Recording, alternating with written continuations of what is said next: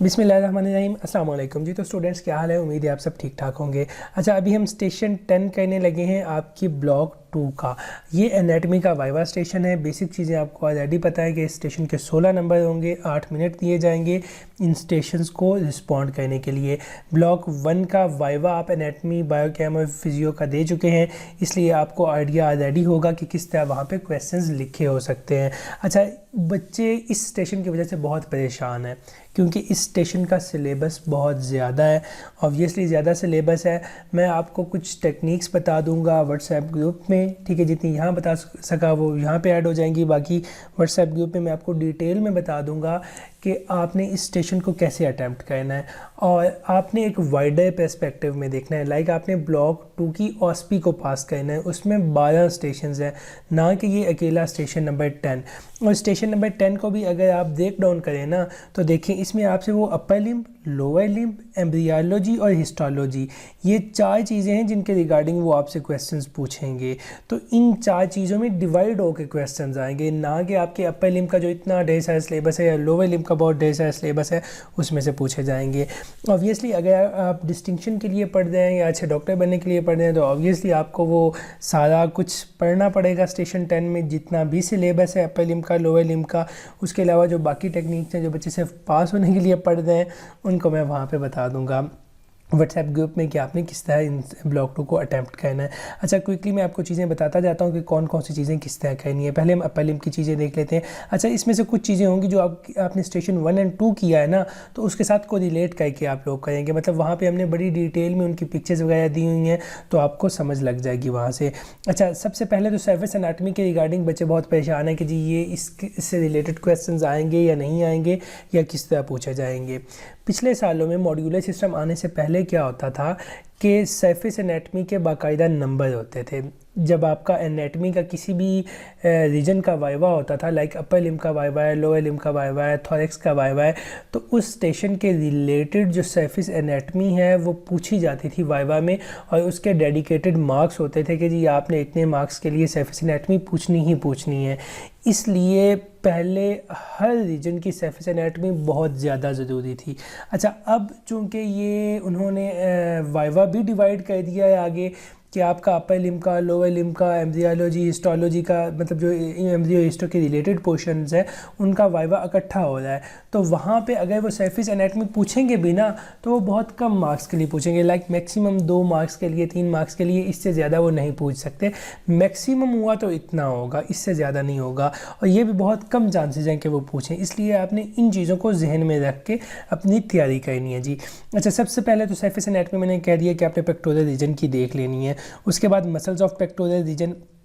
अब अगर आपने साथ में वो स्टेशन 1 और 2 खोला हुआ है जो अपर लिम्ब का हमने आपको दिया हुआ है, तो उसमें हमने ये सारी चीज़ें डिस्क्राइब की हुई हैं कि मसल्स ऑफ पेक्टोरल रीजन कौन से हैं, उनकी ओरिजिन इंजेक्शन कहाँ हो रही है, किस तरह हो रही है, ओरिजिनल बंदे में कैसे हो रही है, क्यूटेनियस नर्व्स और डर्माटोम्स वहाँ पे दिए हुए हैं, सुपरफिशियल वेंस की डायग्राम्स दी हुई हैं, क्लेवी पेक्टोरल फेशिया ऐड किया हुआ है, superficial muscles to back connecting shoulder girdle with vertebral column. अच्छा, अब ये जो मसल्स हैं कुछ चीज़ें होंगी जो हमने वहाँ पे नहीं दी होंगी।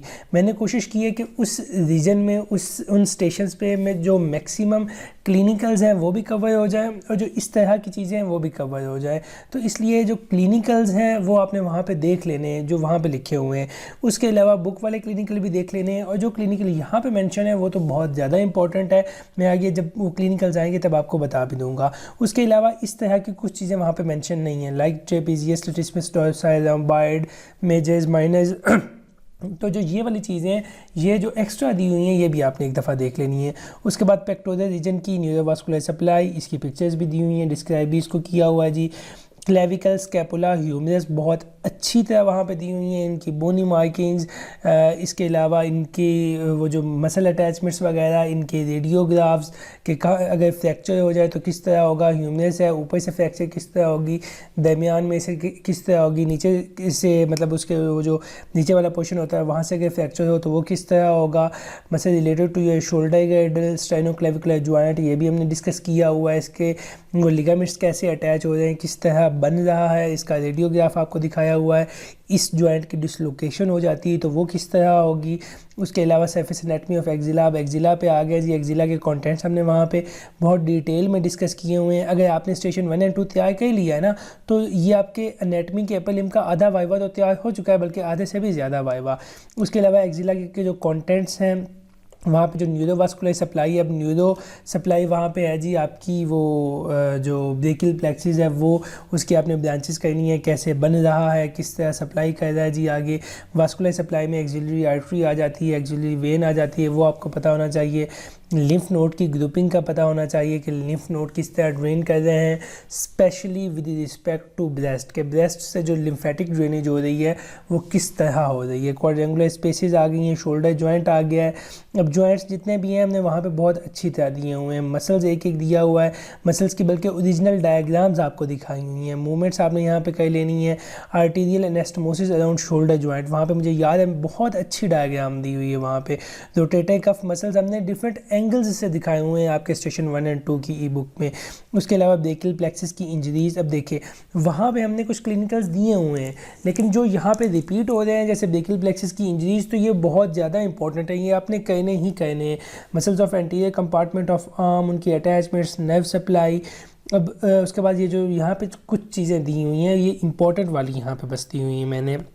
जैसे नर्व्स तो और भी काफ़ी हैं, लेकिन मस्कुलोक्यूटेनियस नर्व इंपॉर्टेंट है, दे दी है। ब्रेकियल आर्टरी इंपॉर्टेंट है, वो दे दी है। ट्राइसेप ब्रेकियाई इंपॉर्टेंट है। अच्छा, यहाँ पे मैं आपको एक एडिशनल इन्फॉर्मेशन देता जाऊँ कि ब्रेकियल आर्टरी हम बच्चों में चेक करते हैं। ये एक एडिशनल इन्फॉर्मेशन है जो एक डॉक्टर को पता होना चाहिए कि लेट्स सपोज आपके पास एक जो बच्चा है ना, वो आता है कोई 4-5 साल का आता है, तो क्योंकि बच्चों का साइज बड़ा होता है, तो जो बच्चों की अगर आप कैरोटिड आर्टरी चेक करें ना, किसी कोई इमरजेंसी हो गई है, आपने पल्स चेक करनी है कि क्या बच्चे की पल्स है या नहीं है, तो बच्चे की पल्स आपने हमेशा ब्रेकियल आर्टरी से चेक करनी है। और जो कैरोटिड आर्टरी है वहाँ से हमेशा जो बड़े लोग होते हैं उनकी चेक होती है, तो ये बात आपने जहन में रखनी है। अच्छा, ब्रेकियल प्लेक्सिस आ गया जी, सॉरी ये आगे हम आ गए थे ब्रेकियल आर्टरी पे। ट्राइसेप्स ब्रेकियाई आ गया, posterior compartment of arm, profunda brachii artery, cubital fossa, IV injections आपने कहाँ देने, किस तरह देने। फिर ये एक इंपॉर्टेंट चीज़ है जी, बाइसेप रिफ्लेक्स, ट्राइसेप रिफ्लेक्स और ब्रेकियो रेडियलर रिफ्लेक्स। ये अमूमन आपको कॉलेज वालों ने आई थिंक सो पढ़ा दिया होगा, अगर नहीं पढ़ाया तो ये लाजमी देख लें। और इनकी रूट वैल्यू बहुत इंपॉर्टेंट है। रूट वैल्यू इनकी आपके एमबीबीएस के 5 सालों में कहीं भी पूछ सकते हैं। तो ये जो रिफ्लेक्सेस होते हैं या जैक्स इनको कहते हैं, ये आपने लाजमी देखना है। फिर जी जैसे मैंने आपको ऊपर सरफेस एनाटमी करवाई थी, इसी तरह यहाँ पे रेडियस अल्लाह की आ गई है। कंपार्टमेंट्स ऑफ 4 आर्म आ गए, इनके flexor, pronator compartment muscles, extensor muscles, cutaneous nerves of 4 arm, ये चीज़ें आ गई हैं। कार्पल टनल किस तरह बन रहा है, कार्पल टनल सिंड्रोम इंपॉर्टेंट है। Surface anatomy of upper limb आ गई जी। उसके बाद जॉइंट्स, कैरिंग एंगल, ये आपका क्लिनिकल है, बहुत इंपॉर्टेंट है। रेडियल है, जॉइंट है, प्रोनेशन सुपिनेशन का पता होना चाहिए। Neurovascular supply of hand, muscles of hand. अब मसल्स ऑफ हैंड अगर आप लोगों ने वहाँ हमारी ई बुक से की हैं तो आपको एक एक चीज़ पता होगी कि किस तरह जो लेयर्स ऑफ हैंड है मसल्स की, वो किस तरह हैं, कौन कौन से मसल्स उन लेयर्स में हैं। रेडियोग्राफ्स ऑफ अपर लिम्ब अगर आपने ऑब्वियसली ई बुक की हुई है तो एक एक जो रेडियोग्राफ है वहाँ पे हमने दिया हुआ है डिस्क्रिमिनेट करके जी। अच्छा, ये अब हो गया आपका अपर लिम्ब। अगर आपने ये चीज़ें तैयार कर ली हैं, साथ में वो स्टेशन 1 एंड 2 की पिक्चर्स तैयार कर ली हैं, तो एक तो आपके स्टेशन 1 एंड 2 तैयार हो जाएंगे। साथ में जो आपका ये स्टेशन 10 की इनिशियल चीज़ें हैं, मतलब स्टेशन 10 के जो 4 कंपोनेंट्स हैं उनमें से एक कंपोनेंट जो अपर लिम्ब वाला है वो तैयार हो गया। उसके बाद आगे आ जाते हैं जी लोअर लिम्ब पे। अब लोअर लिम्ब में आपने क्या चीज़ें तैयार करनी है।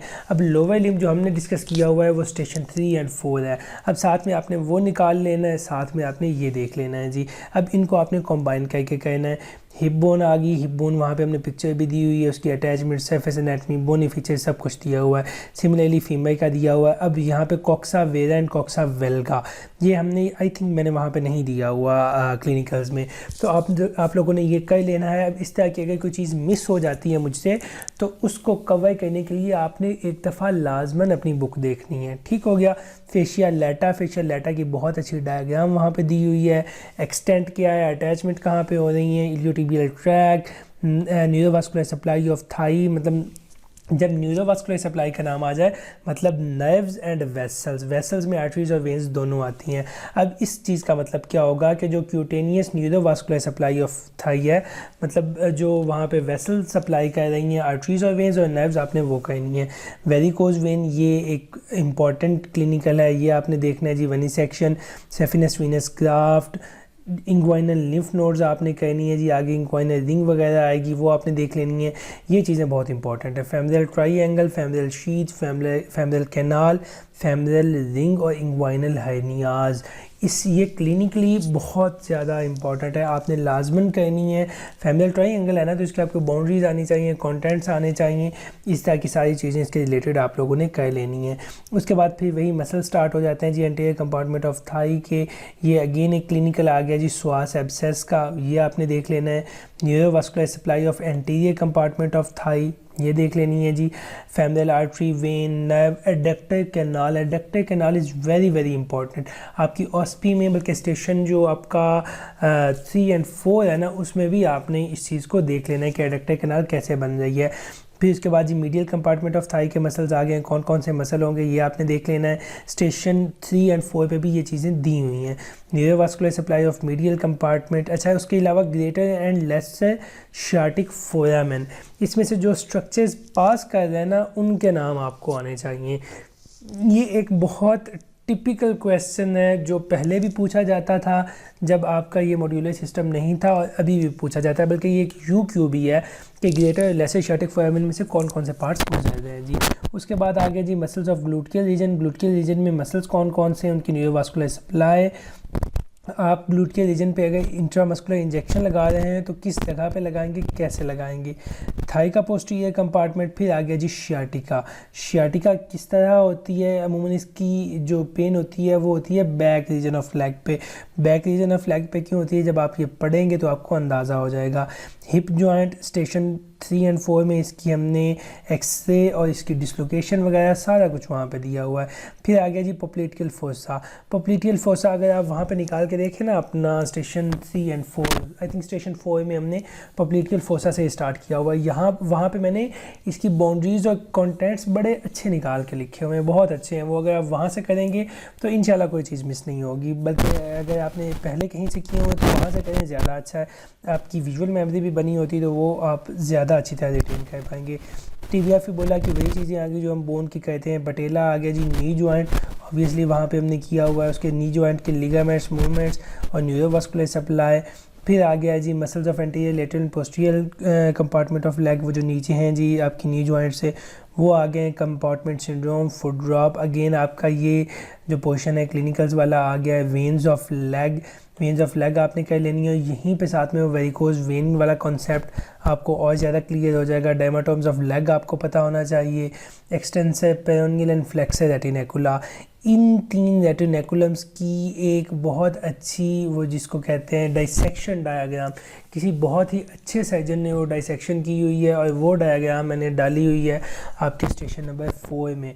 वहाँ पे जो ओरिजिनल बंदे की डायग्राम है वो भी आप देखें, साथ में कंसेप्चुअल डायग्राम भी डाली हुई है। अगर आप वो चीज़ें देख लेना तो इंशाल्लाह आपको इसमें मसला नहीं होगा, ये आपका पॉइंट क्लियर हो जाएगा। उसके बाद ये नॉन कैल्सियस आ गया, एक्लीज टेंडन, इसको हम नॉन कैल्सियस भी कहते हैं। अब वहाँ पे अगर नॉन कैल्सियस लिखा हुआ होगा, अमूमन UHS ये कहता है कि ट्रिकी नाम दे देता है। अगर नॉन कैल्सियस लिखा हुआ है वहाँ पे तो आपने ऑटोमेटिकली एक्लीज टेंडन इसको समझना है। टिबियोफिबुलर जॉइंट आ गया है, एंकल जॉइंट आ गया है, स्टेबलाइजेशन इसकी किस तरह हो रही है, अब इसके भी रेडियोग्राफ्स वहाँ पे अवेलेबल हैं। प्लांटर एपोन्यूरोसिस, प्लांटर फेशियाइटिस, ये क्लिनिकल है, बहुत इंपॉर्टेंट है, आपको पता होना चाहिए। मसल्स ऑफ फुट, और स्पेशली इसकी जो लेयर्स है कि मसल्स ऑफ फुट की वो जो 4 लेयर्स बन रही है ना, हमने स्टेशन 4 में दी हुई है ई बुक में, वो आपने वहाँ से देख लेनी है। आर्चीज ऑफ फुट वहाँ पे बहुत अच्छी तरह दी हुई हैं। इसके बाद थोड़े क्लिनिकल्स हैं जी, आपके फ्लैट फुट है, क्ला फुट क्या होता है, फ्लैट फुट की डायग्राम आपको आनी चाहिए, बहुत इंपॉर्टेंट है। Neurovascular supply of foot. उसके बाद आ जाते हैं डर्माटोम्स, ये एक इम्पॉर्टेंट क्लिनिकल था जो मैं ऊपर मिस कर गया था तो मैंने नीचे डाल दिया। डीवीटी क्या होता है, साइंस एंड सिम्टम्स क्या होते हैं, जो प्रोलॉन्ग्ड बेड रिडन पेशेंट्स होते हैं उनमें डीवीटी होता है, तो वो क्यों होता है, डीवीटी में क्या कुछ रेज करता है, लाइक डी डाइमर्स होते हैं वो रेज कर जाते हैं, ये एक एडिशनल बात थी, आपने परेशान नहीं हो जाना डी डायमेज के नाम से, ये एक एडिशनल बात है जो मैंने आपको बता दी है। बाकी डीवीटी डी वीनस थ्रोम्बोसिस के रिगार्डिंग जो चीज़ें आपकी बुक में दी हुई हैं आपने वो कर लेनी है। अच्छा, नी जैक, ये जैक है जी यहाँ पे है, आप लगा लीजिएगा। और उसके अलावा एंकल जैक है जी, ये चीज़ें आप लोगों ने करनी है। बल्कि मैं यहाँ पे ऐड अभी कर देता हूँ, नी जैक ऐड हो गया जी। नी जैक है आपका, एंकल जैक है, प्लांटर रिफ्लेक्सेस है, ये लाइक इम्पॉर्टेंट हैं। आपको अगर रूट वैल्यू इनकी याद हो जाए तो वो ज़्यादा अच्छा है। उसके बाद reflexes, radiographs of lower limb, वो मैंने आपको साथ साथ करवाए हुए हैं, साथ साथ दिए हुए हैं। तो इस लिहाज से ये आपका, अगर आप ये सारी चीज़ें कर लेंगे तो ना सिर्फ आपका स्टेशन 3 और 4 तैयार हो जाएगा, बल्कि जो स्टेशन 10 का दूसरा पार्ट है लोअर लिम्ब वाला वो भी तैयार हो जाएगा। इस लिहाज से ये जो स्टेशन 10 है ना, ये बहुत इंपॉर्टेंट है और औखा भी है। ऑब्वियसली जो स्टेशन औखा होगा वो आपको नंबर भी ज़्यादा देगा। अगर अभी आप यहाँ तक सोचें तो देखें कि आपके 16 नंबर अपर लिम्ब वाले, 16 लोअर लिम्ब वाले, ऊपर वाले जो स्टेशन 1 से 4 तक है वो क्लियर हो गए जी, 32 नंबर वो क्लियर हो गए। और उसके बाद जब ये हम हिस्टोलॉजी और एम्ब्रियोलॉजी कर लेंगे तो जो ऊपर हमने वो 5वां स्टेशन है हिस्टोलॉजी और एम्ब्रियोलॉजी वाला वो भी हो जाएगा, साथ में ये भी हो जाएगा। मतलब एज अ होल जो 120 मार्क्स हैं उनमें से आई थिंक 56 मार्क्स बनते हैं अगर आप ये वाला स्टेशन कर लें और पहले 5 स्टेशन कर लें, तो इस लिहाज से बहुत इंपॉर्टेंट है। अच्छा, एम्ब्रियोलॉजी की सिर्फ ये वाली चीज़ें जो मैंने यहाँ पर लिखी हुई हैं ये आपने कहनी है। इनमें भी ये जो amelia, meromelia, phocomelia, cleft hand and foot, polydactyly, syndactyly, ये इंपॉर्टेंट है, ये कहनी है। इसके अलावा जो बेसिक चीज़ें हैं वो आपको आनी चाहिए। हिस्टोलॉजी की भी ये गिनती की चीज़ें जो आपने कहनी है। इसमें यहाँ पे पूछी जाने वाली चीज़ यहाँ पे मैंने एक जगह पे लिखी थी, मिसिंग गया बस, दिस इज़ इंपॉर्टेंट, ये पूछा जा सकता है। उसके अलावा स्ट्रक्चर्स ऑफ मसल्स आप पता होने चाहिए, leiomyoma, structure of bone, compact bone, spongy bone. अगर आपने ऊपर स्टेशन 5 किया हुआ है तो इनकी डायग्राम्स भी वहाँ पे दी हुई हैं और साथ में इनके जो आइडेंटिफिकेशन पॉइंट्स हैं वो भी दिए हुए हैं, तो दैट्स वाई ये इंपॉर्टेंट है। ऑस्टियोपोरोसिस और repair process of fracture, naturally एक फ्रैक्चर्ड बोन किस तरह रिपेयर होती है, दिस इज़ इंपॉर्टेंट, तो आप लोगों ने ये देख लेनी है। यहाँ पे आपके का स्टेशन 10 ख़त्म हो गया है जी। स्टेशन 10 में अब हमने हिस्टोलॉजी देख ली, एम्ब्रियोलॉजी, लोअर लिम्ब और अपर लिम्ब, और ये आपने को रिलेट करके कहनी है अपने स्टेशन 1, 2, 3, 4 और 5 के साथ। मतलब जो पहले 5 स्टेशन है और स्टेशन 10 ये आपने इकट्ठा करना है, और अगर आप ये स्टेशन कर लेते हैं तो आपकी आधी OSPI ब्लॉक 2 की वो इंशाल्लाह क्लियर हो जाएगी। बहुत ही जल्द हाजिर होंगे अगली वीडियो के साथ, तब तक के लिए अल्लाह हाफिज़।